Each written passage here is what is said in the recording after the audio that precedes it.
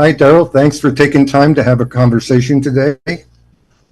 For those who are watching, I want to let you know that Daryl has run 10 hospitals across the country, mostly for one of the largest hospital systems in the country.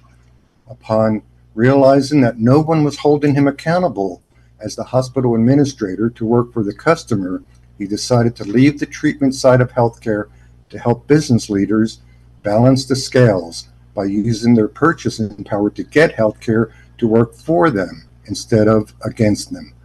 Daryl is a Forbes leadership contributor and has been the top speaker on the topic of controlling healthcare costs for the largest CEO coaching organization, Vistage, for the past 12 years. And now I just want to ask you, tell me a little bit about your background and experience, first of all. Sure. So like you said, Frank, had the opportunity to be a hospital administrator across the country in various hospitals, and found that this immense industry, this huge industry, biggest industry in America, was not working for the customer. And when I say customer, I mean who buys healthcare? Well, yes, a portion of healthcare is paid for by individuals, but the lion's share of healthcare is paid for by businesses who offer healthcare benefits to their employees to attract and retain top talent. And then, of course, Uncle Sam spends a lot of money on healthcare as well. But here I am, the hospital administrator. My entire job is based on filling up my beds. All my recognition, all my rewards, everything about my success is based on filling up the hospital. And as I'm looking at, okay, Edwards Deming teaches that if you want to be successful, you identify your customer, you figure out what's going to delight your customer, you then measure the processes that most impact delighting the customer, and then you get the people closer to the process to improve the process when you find variance. It's like, well, if my customer is business leaders, I am no more delighting my customer than it's like I'm not even working towards delighting my customers. I have no interest in delighting my customers. My job is based on taking advantage of my customers and trying to fill up my hospital beds. What business leader wants me working to fill up my beds? It's like there is a complete misalignment between the biggest industry in America and their customer. So I said, I can't commit the rest of my career to an industry that is so not customer centric, and left the hospital administration industry to try to really balance the scales for business, and have done a lot of things in that area. I felt like since a lot of the hospitals I ran were psychiatric hospitals, there was this huge void in offering people support emotionally and supporting people in reaching their dreams and goals in life. And if you think about it, it's kind of nuts that in order to get a therapist or a counselor or someone that's going to work with you to help you be successful, provide motivational interviewing, support, you have to be diagnosed as mentally ill. That's crazy. Why shouldn't everybody get, as a part of their healthcare benefit, support in reaching their dreams in life? So started one of the very first coaching companies in the country. So we do personal success coaching, offering people, everybody, not just those with emotional problems, but everybody, a cheerleader in their corner, someone they can talk about their dreams with, and actually there to support them in reaching their dreams, no matter what those dreams are. So that's kind of been my journey. Well, thank you. It's great to hear about preventative health care, which I've always supported. My next question to you is, what exactly is the NUCA model? So as you mentioned, I've been speaking to CEOs for over 12 years, and came across the greatest discovery of my career 3 years ago. Didn't know there was a best-in-class healthcare system in the world. Figured it's just kind of the American for-profit system or socialized medicine. Well, that's all not true. There's actually a healthcare system run by Alaska Native people in Alaska, managing the total healthcare from soup to nuts, community health to tertiary care for 70,000 people spread all across the southern end of Alaska, who have been internationally and nationally recognized as the best healthcare system in the world. And they get amazing outcomes. They have the best satisfaction levels. They have incredible population health improvement.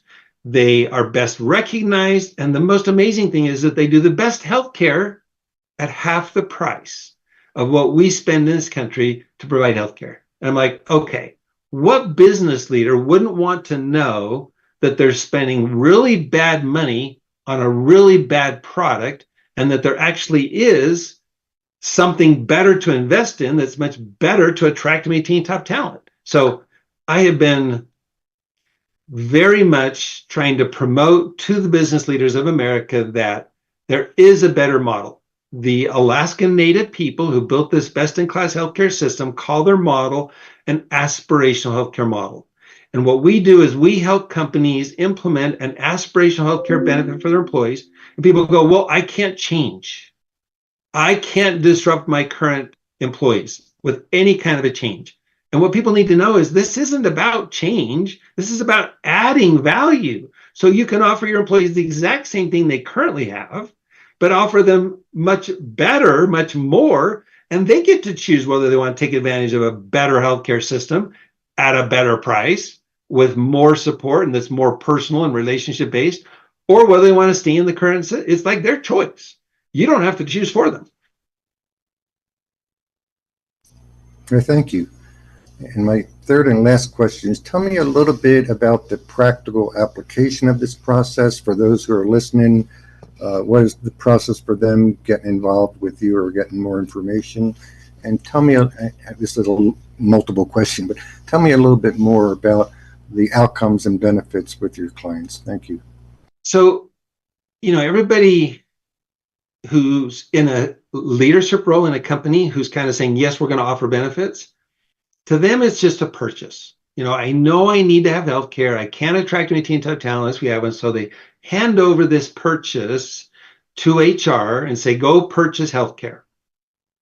Well, I love to get in front of a group of employers and ask them why they do it. Why do you buy healthcare? Well, first thing they say is, well, because I have to. It's like, it's just a necessary evil that I have to do. I hate it. I hate the cost. I hate that it goes up so much, but it's just something I have to do. And of course I say, well, I get you for a few hours, so let's think a little deeper than that. And of course, when they do, they will always tell me they purchase healthcare for their employees to, number one, attract and retain top talent. Number two, they want a healthy, productive workforce. Their product is better if they have a healthy, productive workforce. They want their employees incredibly satisfied that they're offering the best healthcare available to them. And they wish it didn't cost so much. And then I love to ask a group of CEOs, Peter Drucker was right. What gets measured gets managed. So tell me, for the second largest cost of doing business, buying healthcare benefits, which is often 15 to 20% of your total spend, do you ever measure to see whether you're getting what you just said you wanted as the customer? Never get a yes. It is that simple. It's like, no, I just treat this as a purchase. I just hand it over to HR and I say, make sure we got it. And it's like, therein lies the biggest challenge. So we help employers actually build a continuous quality improvement plan to say, what do I want? I'm going to measure to see if I'm getting it. I'm going to hold the system accountable to bring it to me. And I'm going to reward this system based on my getting it. And so now you've got HR that's aligned. You've got, and the biggest problem is they go, well, I guess we better go get a broker, a health insurance broker. And I asked them, so how does your health insurance broker get paid? Well, I guess they get a commission. I'm like, okay, exactly. So think about it. Their motivation is to not let you get what you want. It's like the more money they make is based on you not getting what you want. The more the costs go up, the more money they make. Nobody's holding them accountable to actually bring them something that attracts and maintains top talent. Nobody's measuring that. Nobody's rewarding them based on that. And in fact, they're getting bonuses at the end of the year, these overrides from the insurance companies to keep you in the broken system and then not allow you to have anything different. And so we help companies implement a plan that aligns healthcare to work for the company to create immense satisfaction amongst the employees. It's that simple. Now, the pieces of that plan are alignment, choice, and relationship. One, align your HR to help you reach your goals. Align the broker to help you reach your goals. Alignment is critical. It does not exist right now in healthcare. Number two is choice.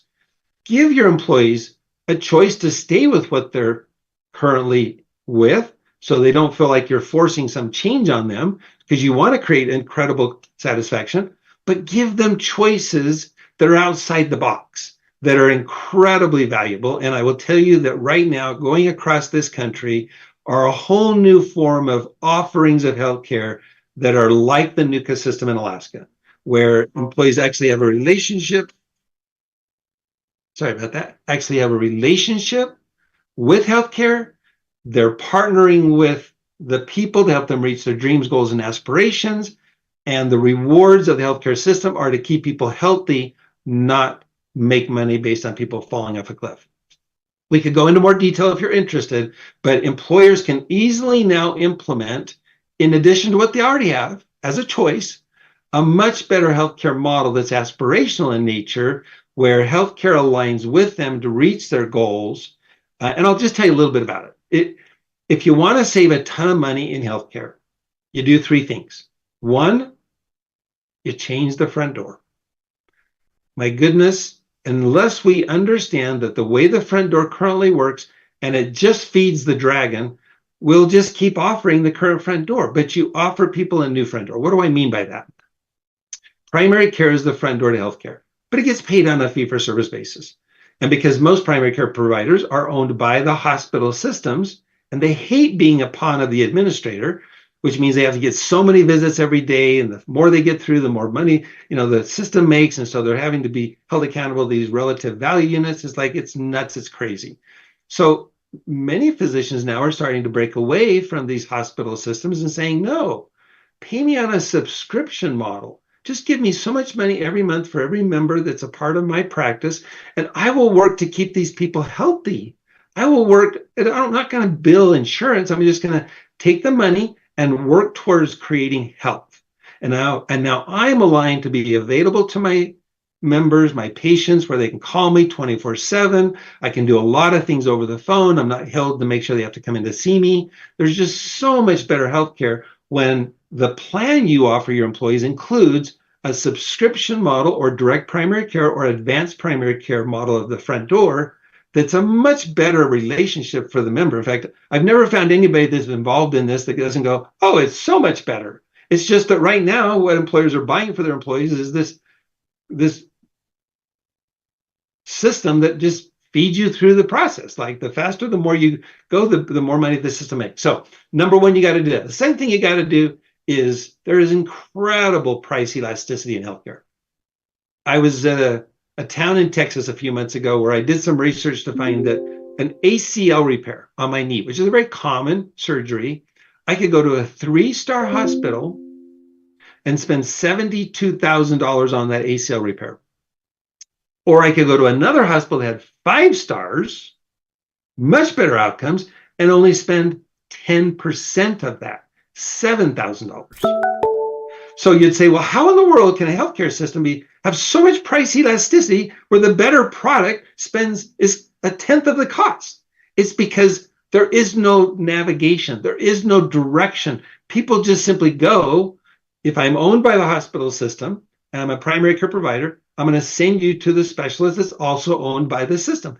Both of us are incentivized to fill up hospital beds and to send people to the $72,000 ACL repair. So it's all about not only giving them a different front door, but navigating people to best providers with the best outcomes at the best price, which is always going to be better for the members. That's the second way to save money.